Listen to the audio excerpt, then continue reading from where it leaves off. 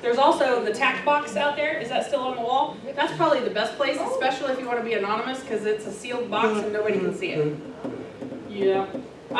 These are what the routes look like when they come to you. You'll notice this is an elementary route. This is Prairie Woodman, Mays Elementary, and Vermilion. Those are your 3 schools that will be on this route. You'll notice Complete High School is on with that. For those of you that are new, this is not going to make any sense whatsoever, but I promise if you get one, we will explain it. So these 3 are my elementaries. This is where every elementary driver goes to, is like whatever elementary school you're assigned. I just don't want you panicking if you see a high school, Complete High School in particular, on with those, because Complete High goes to this, it's a school over here, it's on the way. It's an alternative high school, and they start school at the exact same time as our elementaries do. So they ride in on that elementary bus. Monday. And they get dropped off by the road, right? Yeah, or Prairie Woodman. Most of them like to go to Prairie Woodman and get off the bus at Prairie Woodman. There is sometimes for central drivers also, but I've had one. There's what? Central drivers also get them. Yeah. So, and then, so this is Prairie Woodman. When you come in, when you come in and get in the lineup at Prairie Woodman right here, that school is right here. It's between the ESC, which is where you do your hiring, where you go over and talk to them, and Prairie Woodman. It's right in between. It's right there in the middle. Thank you. That makes it a Okay. big quarter now. Where do you drop them off? At Prairie Woodman, and they just walk back to back over there. Chris, he's not here. He had a couple things he wanted me to cover with you guys. Bus passes, they are going to be printed and in your boxes before school starts. These are mandatory. The board asked me like a week after school was out. We had a couple of buses that were not using them anymore. We paid a ton of money. This is for the ridership program where the kids scan on and off the bus. Everybody's with me? Just with the QR codes? Yep. Okay. You have to use them. Your students have to use these. We paid buku dollars for this. And the main reason that they came to me and wanted this system back in place, no matter how we felt about it, is that we are still losing kindergartners and first graders on that first day of school. We get them to school, we get them home. We're not losing them, but instead of going home, they went home with the neighbor. Or, we didn't see where they went, and mom and dad's like, they're on that bus. I know they're on that bus. I've seen it on the news. You leave them on buses. And, okay, we don't do that. And I can pull up your ridership program and say, Sally got off of the bus. Here she swiped off. She got off the bus. Where she went from there is not on us, unless they are kindergartners. If you have a kindergartner on your bus, they have to have a guardian or a legal adult they have to have an adult at that stop to get them off of the bus. And it's because they have no clue what they're doing. Once they get off that bus, they're like, ooh, a butterfly. Yeah. And then we have no clue where they're going. So a legal guardian or adult has to be at that stop with them. The only time that's not a rule is if mom and dad hand me a note, and it has to come to me, and says, little Sally can get off with her 2nd grade sisters. I'm okay with that. Her 2nd grade sister is in charge of her. Then the legalities, it's not on me anymore. It's on it's on mom putting a 2nd grader in charge of their kindergarten. Where are they filling out that information? Because we used to have to give them paperwork that we had to turn back in when they had kindergartners. We did not fill any of that out last year. We were not given anything for the parents to sign and get back to us. We have some up there. They're up there. Okay. Yeah, you can get them up there. And I would just have a couple on your bus. Most parents will be at that stop, but you'll have a handful that'll be, somebody else can get them. It'll be fine. What about if the guardian or parent isn't there with the kindergarten? It's only one kindergarten. Could they stay on the bus? Yep, if there's nobody at that stop, okay, we're gonna talk about calling into us if somebody's not at a stop, first of all. Yeah. Kindergartners and SPED are the only two, it's not that I don't care about the other kids, those are the only ones I need a phone call for. If you've got a 2nd grader or a 5th grader or a high school, I don't know, there's nobody here to pick them up. They've always got somebody here. That's not or if they don't get on your bus in the morning, that's not my problem. I can't call 400 parents. It's dropping them off. It's dropping them off. If you've got a kindergartner and there's nobody there, you keep them on the bus and call in and say, bus 35, we're control, you're bus 35. Hey, little Susie doesn't have somebody here, I'm gonna keep her on the bus. We contact the guardian, you finish your route, and then if I get a hold of somebody, you can take them back. Or sometimes we just have to take them back to the school and the schools have to call a guardian or law enforcement if it gets to that. Okay? Do not drop off a kindergartner. How do I know if they're a kindergartner? They're marked on your routes. Your routes tell you what grade they're in. You want to, when that kindergartner gets on your bus that first day, when they swipe on, you're going to see kindergartner. You need to learn who those kids are. Those are your top priorities on that tier 1 to make sure they get off at the right stops. If you put your kindergartners in the front seats, you'll know right away then. That's true. And they're really tiny. Yeah, put your kinders up to the front, especially to get school started. Okay, so you have to use the tablets. We're not going to get away without using them. The board wants a report every week from me on how many are using them. So, and they want names if you're not. Are we still able to click them on ourselves, or is it? Yes. Okay. If they don't have an ID badge, if they're at the right stop, you'll be able to click them just by touching a button on the screen and saying they're getting on and off. Fobs, they only give you access to the south door and this back door. Nobody has access to this front door or this door unless you're part of my office staff or a handful of people that come in and help me take care of vehicles. We have all of your guys' personnel files is in here. You guys don't need access to that. I mean, you guys can understand that, right? And we don't want anybody else to have access to yours. So you only have access to that end of the building. If you come in at, I don't know why you would, if you come in at 3 or 4 o'clock in the morning to take a trip to the Worlds of Fun, and it does happen if you drive a trip, you'll be able to get to everything you need right out there. You'll have your bus keys, all the paperwork you need, you go straight out to your bus and you're out of here. There's no reason for anybody to be on this side of the facility. Okay? If you don't have one of those little red fobs, Chris will get it for you. Get it with him. He should be back tomorrow from New York, where it's been 70 degrees for 2 weeks. All right, shut-off switches. This is in your battery box. When we take longer breaks, Thanksgiving break, Christmas break, spring break, 4 or 5 day weekends, we do have a couple of, you need to kill the battery on your bus. This is in your battery box. Just flip it to off. That way the camera's not draining your batteries while you're gone. Because I guarantee if you don't flip this, even our new ones we're having issues with, you're going to come back to a dead battery and I'm going to have 10 of you out there calling 100 5 minutes before your route starts. I got a dead battery. So make sure you're doing that. Also, talk to Johnny. They want to make sure when you turn your bus off at the end of the day, make sure you're killing your switches too, because some of those buses, when you cut the power for the key, it doesn't cut the power to the switches. So make sure you're turning all those off. Strobe lights, fans, heaters, dome lights, all of that stuff. Because if you've got one of those that don't shut all that off, you are also going to have a dead battery. You're going to learn pretty quick what your bus can and can't handle. But just make sure you shut all that off. All right. This should be pretty much self-explanatory, but you would not believe how many buses we found this summer. You cannot wrap a bungee cord around an emergency exit handle. Why can't you do this? You're exactly. How are you going to get it if the bus is on fire? I gotta figure out how to. You can't do this. You can't put a padlock on that door. You can't touch that door. It has to stay just like it is. If this is a trip bus, there will be a lock on that back door that you can potentially lock, and that's only while that bus is parked. And then you have to unlock it to take the trip to go back out. And the only time you should be locking that is if the kids have left possessions on the bus. Like if you go to a football game and they've left laptops and I almost said CD players. Well, like the this bus still is, happens. you use the lock that is there to lock the back of the bus, like mine's 239, the bus will not start. Yep, it won't start if it's until you locked. put that back correctly. Yeah. So don't do this. If there's a problem and you have to bungee this down, you better rope it up. You better write it up. I mentioned this one really long week. All right. Yes. Don't make her, she's having 80 pounds. Yeah, we'll get you a sub bus if that's an issue like that. That's it. We know what's wrong with you now.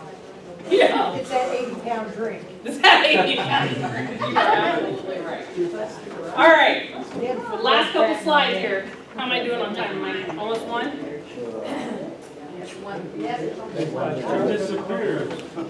Dress code. We're going to fly through this because hopefully you guys all know how to dress. I have a couple of folks we had to talk to last year. You cannot wear tank tops, spaghetti straps. It has to be a 2-inch wide or wider on the shoulders. No halter tops, no muscle shirts, no low-cut tops, and nothing that you can see through. Any questions? Okay. No sandals, no flip-flops, no heels, nothing with an open toe or an open back. If you go to take your foot off of the gas and put it on the brake and your foot got caught on the gas and somebody's pulled out in front of you, by the time you get your toe figured out, you've already screamed the person in front of you. Oh, come on. It's gotta be open, or it's gotta be closed toe, closed heel. No loose hanging clothes, jewelry, or accessories that become caught in the vehicle or moving parts, nothing that can block your view, nothing with inappropriate words. What did we decide on next? Uggs, no Uggs. No, No Uggs. whatever they are. Are those Crocs? I don't know, remember how they were. Are they closed on the, I don't wear Back it up Crocs. one slide. The Crocs are the ones you can put. If it doesn't have a hole in the front or a hole in the back, you can wear them. Can you back it up one slide and show us the shoes again? You have a problem with that? No, just nothing with a toe or wearing open or heels. anything. Nothing with inappropriate words or slogans. No Kansas City Chiefs. Now, Booty shorts. fighting words.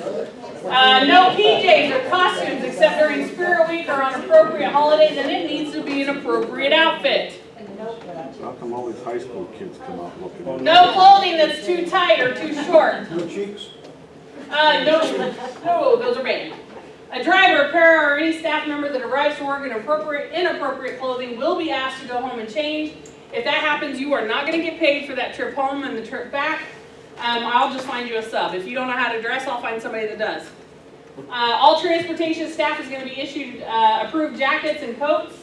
October, we order new ones, so if you don't have one as of yet, we'll get you one for sure by October. For Bus Driver Appreciation Day, we always buy you coats. All staff is to wear their district-issued lanyards and badges at all times when working so that you can be easily identified. Especially our new faces, because nobody in the district knows who you are. Even some of us old ones that never leave the building, they go, who are you? So you need to make sure you wear those. The only exception would be is when I drove, I didn't like my lanyard hanging around because it got caught in the wheel. Yeah. So either flip it around or hang it on somewhere, but you need to have it. If you're not in your bus, you need to have it on so that they can identify who you are. I had a question on the dress code.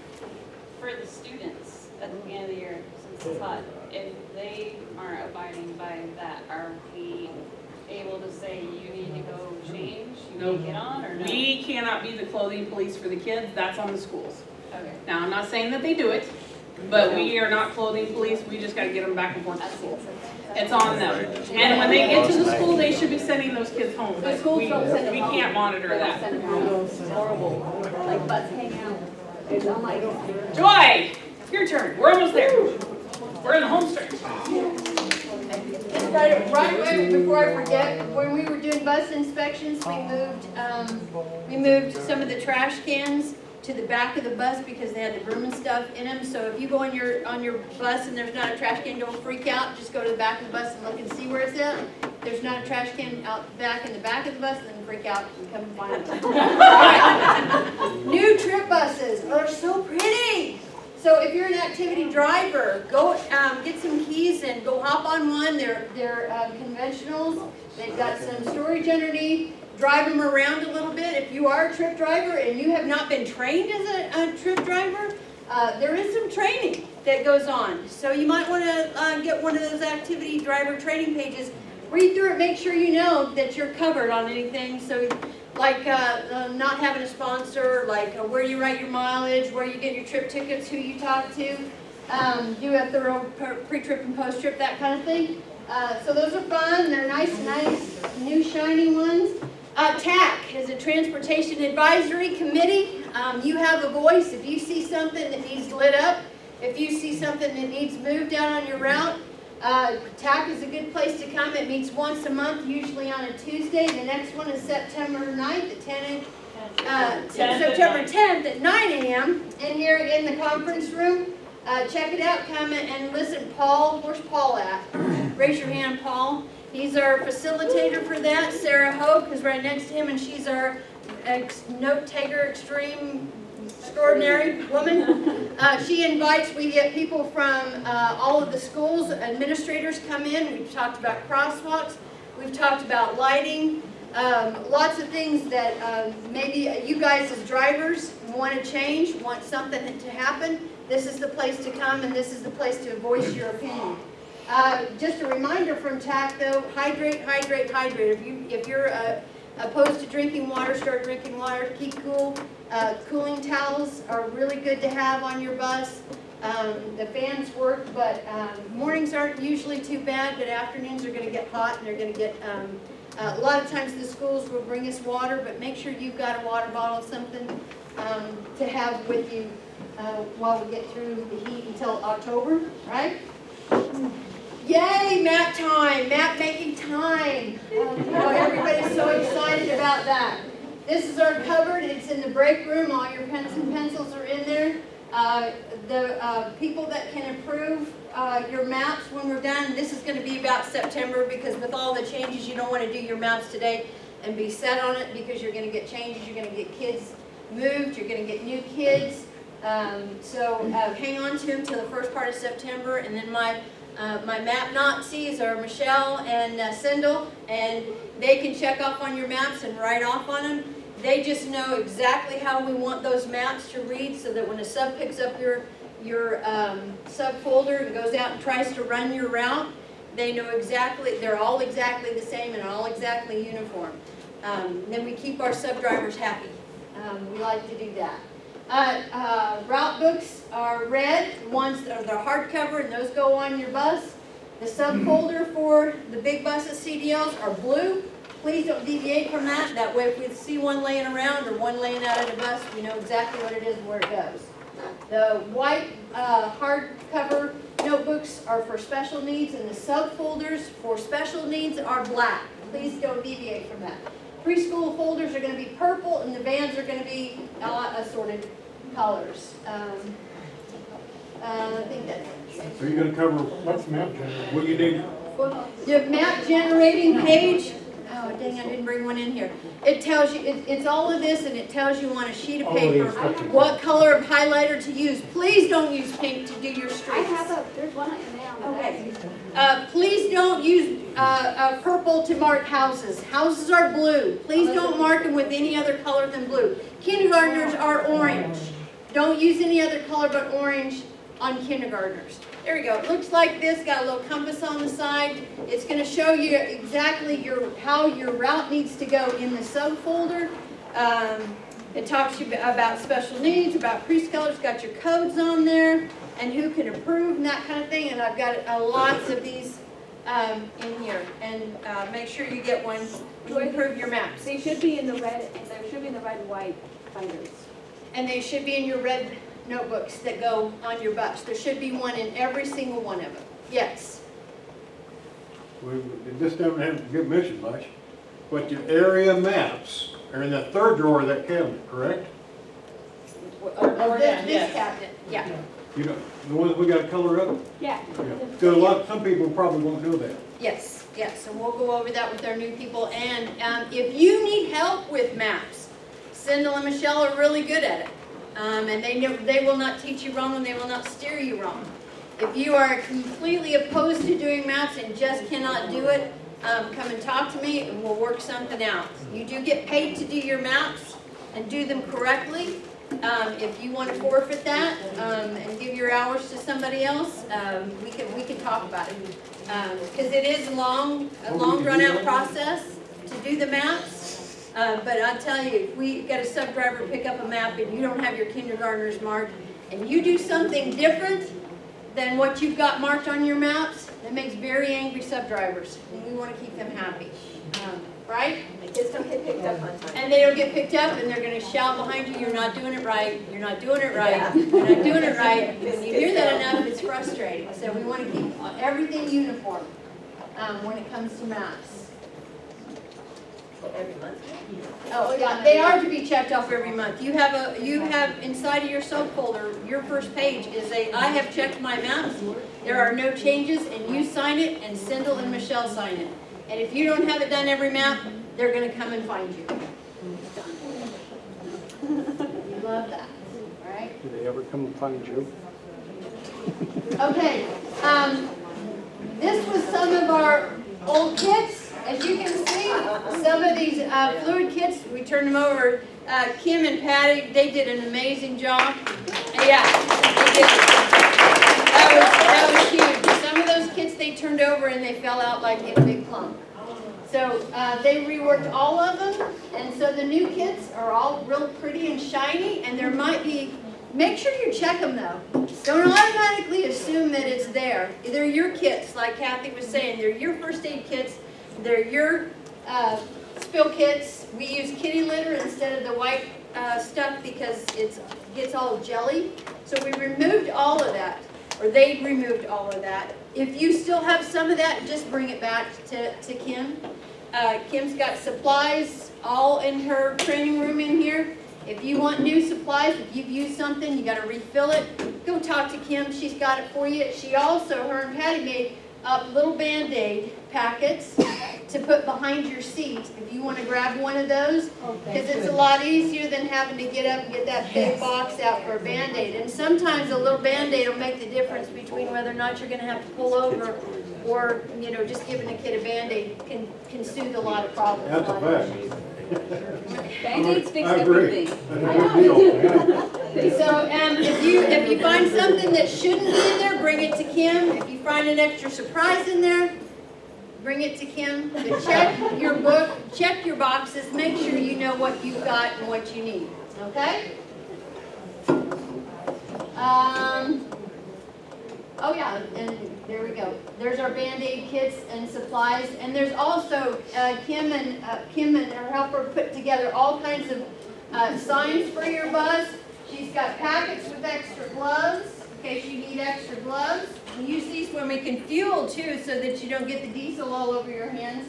She's also got a bunch of extra signs and magnets for our codes.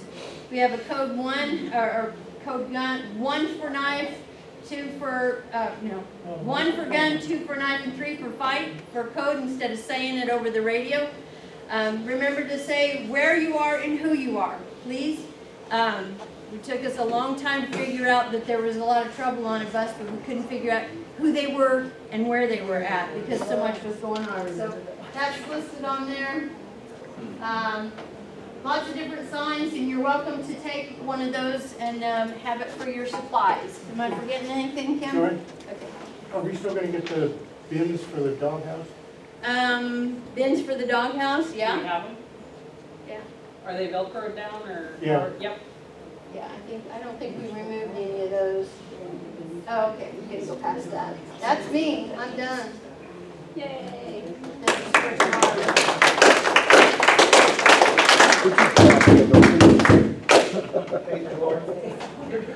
Right, are you gonna lay that all the maps out so not everybody's trying to crash into the Bobcat?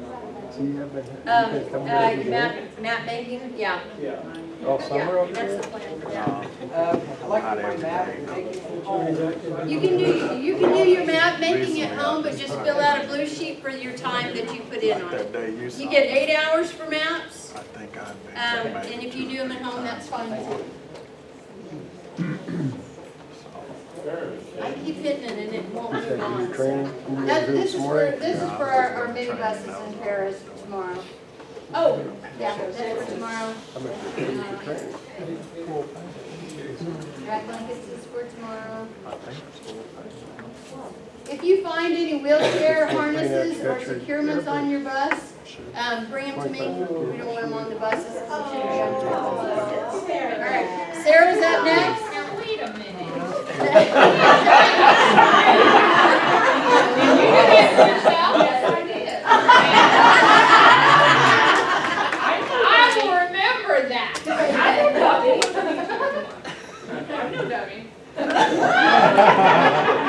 She's not been here long enough for me to Facebook friends with her yet, so I haven't got any good photos. You don't have any black photos. I'll help you with that. That's wet. Hey, Sarah, make sure you don't become a Facebook friend. I got photos, my friend. So just to go back on the bus animals, I have the list that Tammy gave me, and from last year, I've already talked to Desiree, Wendy, Beverly Scott, and I've talked to Rebecca. I need to know what animals you guys either had or we have a few available, so. We'll see if you can get changed. You gotta talk to Randy, because he's a squirrel, so Randy's not here. you two can work it out. Squirrels are my spirit animal. Some of this has already been talked about. You know, you guys can get in this outdoors. If you don't have a fob, or if your fob stops working all of a sudden, see Chris. Some of them close to the end of the year were deactivated because it was the end of the year, and then people were coming in for summer and they couldn't get in. So Chris can fix all those. The double inside office doors in the hallway, they're to the left of my desk. They don't open till 6 o'clock. So especially for you newbies, if you need in, want something from somebody, don't bang on the door because nobody's going to answer it. I'm not here yet at 6, but people are going to ignore you because they're busy. So don't get offended if nobody answers the door.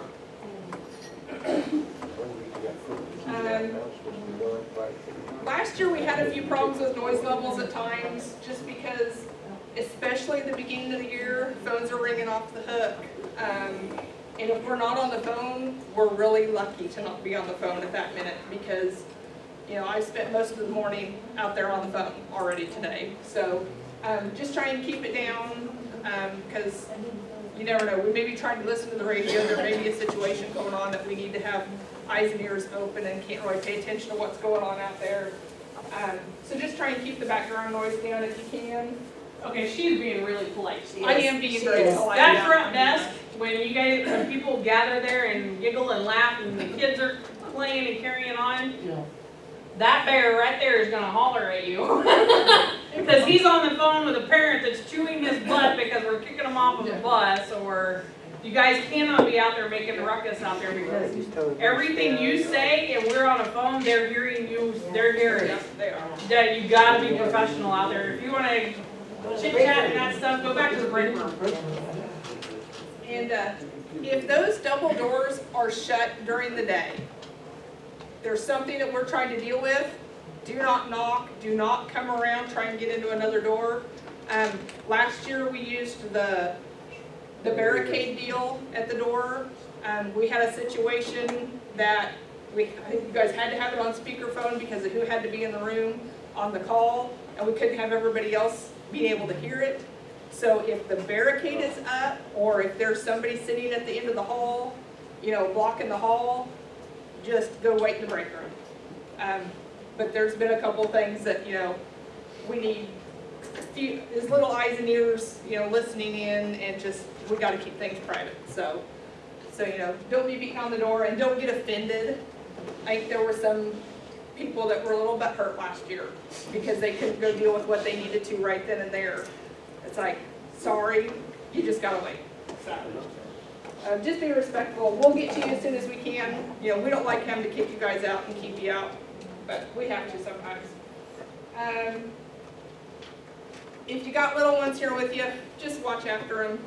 You know, I know I like the little ones when they come around, but, you know, I still have a job to do. So at times I can't be a babysitter. You know, if you need to drop them for a second turn to the bathroom, that's fine, but, you know, you are their you know, their parent, their guardian, grandparent, whatever. So,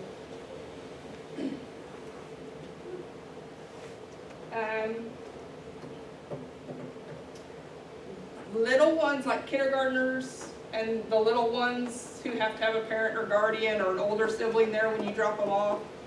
Last year we had a few times where you guys would call in, hey, there's nobody here for Susie. We would make the phone call, trying to find a parent, and we'd be going through the list. Nobody's answering, nobody's answering. We would get to the third, sometimes fourth person. We'd finally get a hold of somebody, and you guys, we call back and say, you know, they're 2 minutes out. You know, we're gonna tell you to go on the rest of your route, but you're already 10 minutes down and have dropped off four more kids before we get back to you, and you never tell us that, hey, I'm still waiting, or hey, I'm gonna go on with my route. If you're gonna go on with your route and you don't wanna wait, let us know. I had a situation with a little one. I called grandparent number 1, they were the first contact person. I put grandparent 1 in a panic because nobody was there. Mom or dad should have been there, but the grandparents live an hour and a half away. They were in a panic because they didn't know that they were the first contact person, for one. They're trying to get a hold of the parent. I think the parent might have actually even been there, I don't remember. But the driver decided to go ahead and leave the house and continue on, and we didn't know it. So then I was trying to calm down the grandparent and get back to the radio to let you know, continue on.